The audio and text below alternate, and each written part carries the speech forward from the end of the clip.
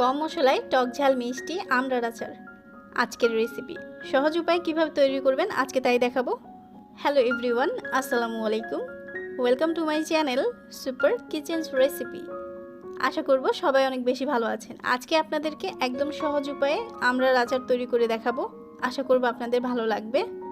ভালো লাগলে ভিডিওটিতে লাইক দিয়ে চ্যানেলটি সাবস্ক্রাইব করে রাখবেন। তো চলে যাচ্ছি আচার তৈরিতে।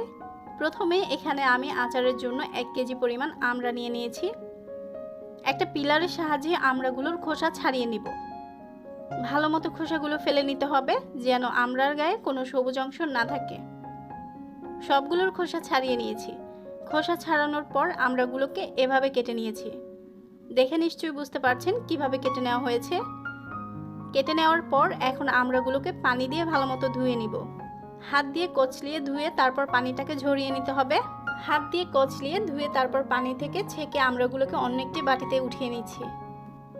এখন এই ধুয়ে নেওয়া আমড়ার মধ্যে দিয়ে দিচ্ছি 1 চা চামচ পরিমাণ হলুদ গুঁড়া, আর দিচ্ছি 1 চা চামচ মরিচ গুঁড়া, আর দিচ্ছি 1 চা চামচ লবণ। এখন এই সব মশলাগুলো হাত দিয়ে ভালো মতো মাখিয়ে আমড়ার গায়ে লাগিয়ে নেব। মশলা মাখানো শেষে এখন বাটিটাকে একটা সাইডে রেখে দিব। আর এই দিকে চুলায় একটা হাঁড়ি বসিয়ে এর মধ্যে দিচ্ছি 1 কাপ পরিমাণ চিনি। এখন চিনির মধ্যে সেই মশলা মাখিয়ে রাখা আমড়াগুলো দিয়ে দিব। এখন এর মধ্যে দিয়ে দিচ্ছি 1/4 কাপ পানি। এখন চিনির সাথে আমড়াগুলো ভালো মতো স্প্যাচুলা দিয়ে মিশিয়ে নিব। আর মিডিয়াম আঁচে চুলার আঁচটা ধরিয়ে দিব। কিছুক্ষণ পর দেখতে পাবেন চিনিটা গলে লিকুইড হয়ে গেছে আর আমড়া হতে অনেকটা পানি বের হয়েছে। এখন এই চিনির পানিতে নেড়েচেড়ে জাল করে আমড়াগুলোকে সেদ্ধ করে নিতে হবে। একটু পর পর নেড়ে দিতে হবে যেন হাঁড়ির গায়ে আমড়াগুলো লেগে না যায়। জাল করার এক পর্যায়ে যখন দেখবেন চিনির পানিটা অনেকটা শুকিয়ে গিয়েছে এবং আমড়াগুলো সেদ্ধ হয়ে গেছে, তখন চুলার আঁচটা বন্ধ করে দিতে হবে। আর চুলায় আরেকটি কড়াই বসিয়ে এর মধ্যে দিয়ে দিচ্ছি 1/2 কাপ পরিমাণ সরিষার তেল। তেলটা যখন গরম হবে তখন এর মধ্যে দিচ্ছি 3টা লাল মরিচ। মরিচগুলোকে আমি কেটে টুকরো করে নিয়েছি। 4 থেকে 5 কোয়া রসুন ফালি করে নিয়েছি, সেগুলো দিয়ে একটা স্প্যাচুলা দিয়ে নেড়েচেড়ে কিছুক্ষণ ভেজে নিব।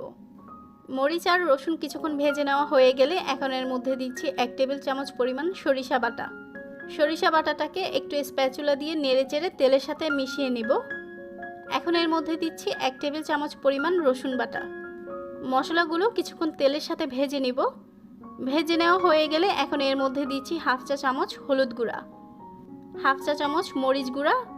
মশলাগুলো তেলের সাথে মিশিয়ে কিছুক্ষণ ভেজে নিব যেন মশলার কাঁচা গন্ধটা চলে যায়।